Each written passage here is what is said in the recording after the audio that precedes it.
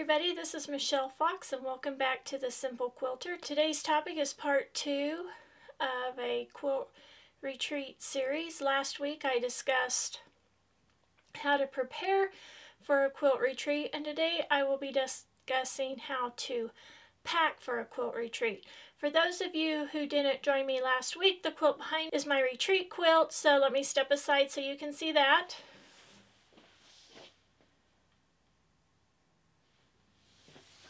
It was just a fun spool quilt. The first thing I wanted to talk about is using a packing list. Now, I'm a person that likes to make lists and use lists, so there are lots of free downloadable quilt retreat packing lists online, or you can make your own. Now, I've put together a quilt retreat packing list, and on there I put a checklist to put together an on-the-go sewing bag. So that's the first thing I'm going to show you. I want to show you everything that I put in my on-the-go sewing bag, and this sewing bag can just be taken to retreats or sew days, and since Wes and I go camping a lot, I take it then. It's always ready to go, and all I have to do is grab it and go. Now, before I go on a quilt retreat, I do take a quick look inside just to make sure I haven't taken anything out or used anything, and I just check to make sure everything is full and doesn't need a refill. Alright, now here's my bag, and this is just a bag that I purchased from our local quilt guild, and I just like it because it has pockets on the side, a place to put pins, and it just has one big deep zippered area, and that's what the inside of my bag looks like. Alright, the first thing I want to show you are leaders and enders.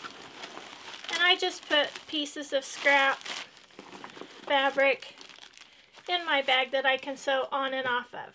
And I also have these triangles that I cut off another project that I sew uses leaders and enders, and then I'll use those when they're done. I put them in this bag and I'll use those to make some sort of project.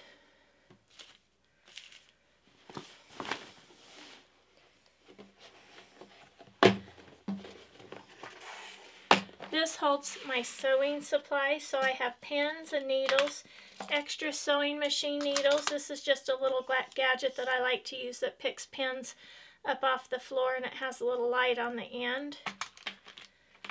Seam ripper, tape measure, little snips, big sewing scissors, extra rotary blades, a thimble, clips. So that's what's in this little box.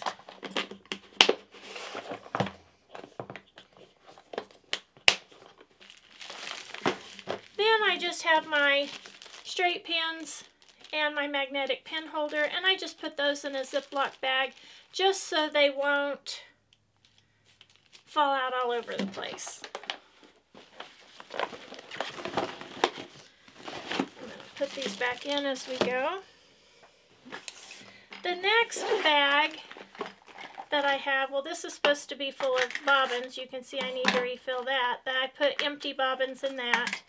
And then in this bag, I just have pencils, pens, my small scissors, a notepad, my post-it notes. I always toss in an extra set of earplugs. There's another tape measure, just a little flashlight, a permanent fabric pin, and these are just paper scissors.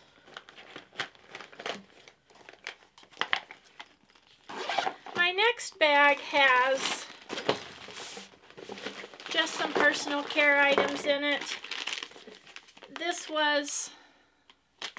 right here is what I call an ouch pouch. I put these together one time for one of the little gifts in our quilt retreat gift bags for our attendees, and it just has some wet ones in it. It has some Tylenol and Advil. It has lens cleaning wipes, Band-Aids, a nail file, and some alcohol prep pads. So and here's just one that I purchased from the store. I always take the little tooth cleaners. I take a empty container to hold used sharps, which include pins and rotary blades.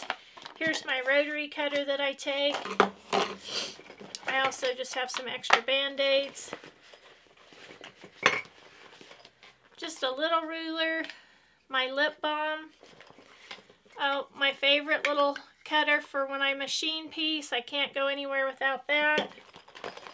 And then again, just some more earplugs. I have to have earplugs, especially if I'm sharing a room with somebody. I just can't sleep without it.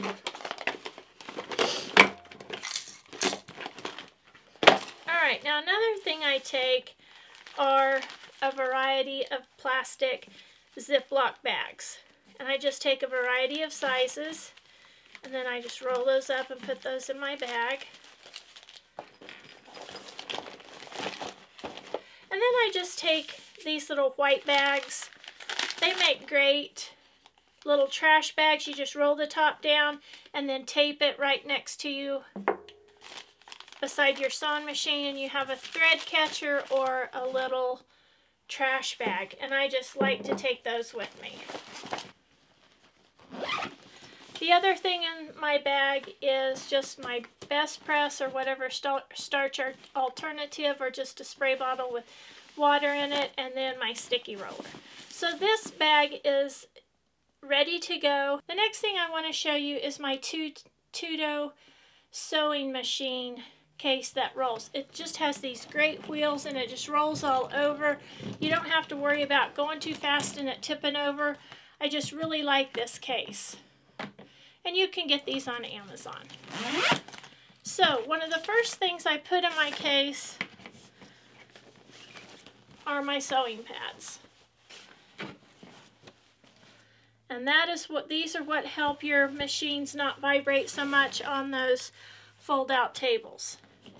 Then in this pocket, I put my surge protector, and then in this one, I usually have my extension cord, but I'm using both of those, but typically I just leave those in there.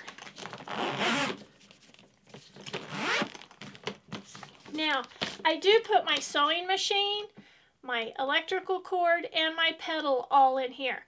Now, I don't know how many quilt retreats I've been to where people have forgotten their electrical cord or their foot pedal, so be sure that's one of the first things you pack. Now, the other thing I put in here are my acrylic rulers, the ones that will fit. Now, some other items you want to be sure to include are your projects. You want to be sure your instructions and your pattern are in with your projects. And you want to, again, be sure you have your pre-wound bobbins in there. Also, you don't have to have a case. You can just take a project bag or a Ziploc bag. I do have a lightweight chair that I take with me. I used to not take that, but I do have to take that now. This was put out by OmniGrid, and this is a 2-in-1. It's portable. It's a cutting mat and an ironing pad all in one. And you can even fold it over like this when you're sewing if you have limited space. And then I just take also a little portable iron. Now this is a steam fast iron. It has a little water, a little thing to put your water in, a little cup that you use to add water. And this is a little steam fast iron. I really like this. It really gets hot. It has good steam and it presses really nice.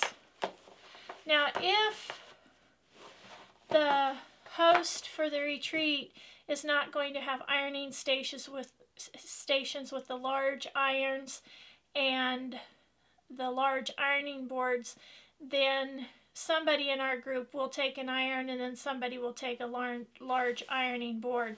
You really need to have those. Here are just a few more items that I take with me. I take a non-spillable cup. It doesn't have to be this big, but I do prefer they're non-spillable so that I don't spill my drink on my quilting supplies or somebody else's. I like to take my heating pad. It seems like I'm always getting a backache when I go to retreats because of all the time I spent sewing and I'm kind of slumped over my machine. I try not to do that, but lots of quilters suffer from that during retreats, so I take my heating pad.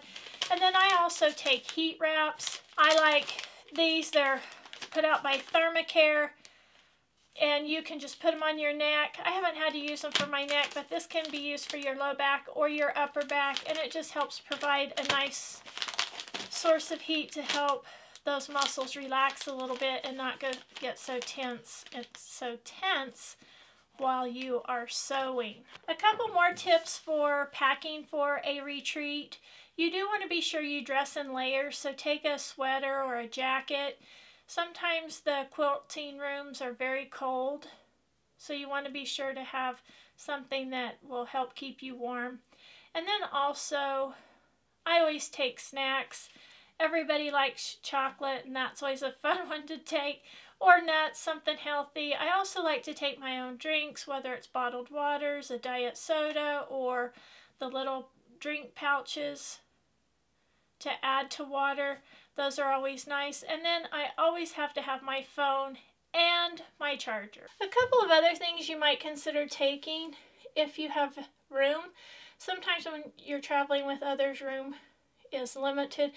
But if you're traveling by yourself and you have room, you can use those collapsible wagons to help get your stuff from your vehicle into the retreat center. Those are really nice.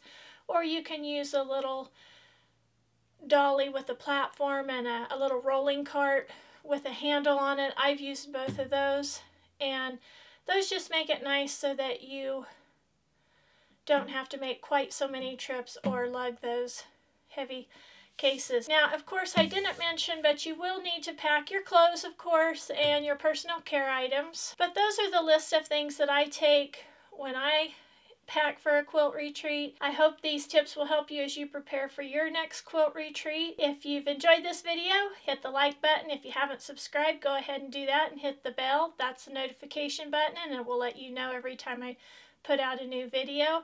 As always, I'd love to see your comments below. My question to you for today is, what is your favorite thing to take to a quilt retreat that you can't go without? My video next week will be showing you how to make a wheelchair lap quilt. So until then, have fun quilting.